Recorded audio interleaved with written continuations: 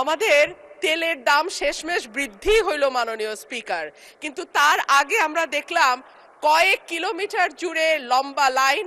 আমরা দেখলাম মাঝরাত পর্যন্ত ড্রাইভাররা দাঁড়িয়ে আছে, তারা তেল পাচ্ছে না, কিন্তু সরকারের সেই ব্যাপারে কোনো হেলদোল নাই। আশ্চর্য হয়ে লক্ষ্য করলাম মাননীয় স্পিকার, মন্ত্রীরা যখন সংসদে বক্তব্য দেন তখন তারা অবলীলায় বলেন বাংলাদেশে জ্বালানির কোনো ঘাটতি নাই, কিন্তু মাননীয় স্পিকার যখন তেল নিতে যায় তখন দেখা যায় ৩ কিলোমিটার লম্বা লাইন। মাননীয় স্পিকার, সরকার সম্ভবত কিছু পদক্ষেপ গ্রহণ করবার ঘোষণা দিয়েছে। তার একটা হচ্ছে মার্কেট প্লেস ৭টা বাজে বন্ধ করে দেয়া। চমৎকার সিদ্ধান্ত মাননীয় স্পিকার, তবে মনে রাখতে হবে কেনাকাটা বা শপিং যেটুকু হয় সেটুকু সন্ধ্যার পরেই হয়, তার আগে হয় না।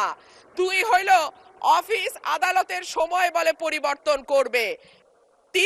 ৫ দিনের জায়গায় ৪ দিন বা ৩ দিন তারা কর্মঘণ্টা ঠিক করবে, কিন্তু প্রশ্নটা হচ্ছে যদি জ্বালানির কোনো সংকটই না থাকে তাহলে এত লম্বা লাইনই বা কেন, দামই বা বাড়াইতে হয় কেন, অফিস কর্মসূচি সময় পরিবর্তন করতে হয় কেন?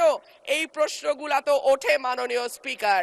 মাননীয় স্পিকার, আপনার মাধ্যমে এই সংসদের কাছে আমি জানতে চাই, জ্বালানি মন্ত্রীরা যখন গণমাধ্যমে কথা বলেন তখন মনে হয় বাংলাদেশে আল্লাহর রহমতে কোনো সংকট নাই। ওনারা যদি পরিষ্কার করে বলেন বাংলাদেশে বর্তমানে কত দিনের অকটেন ডিজেলের মজুদ আছে, কতদিন চলতে পারবে,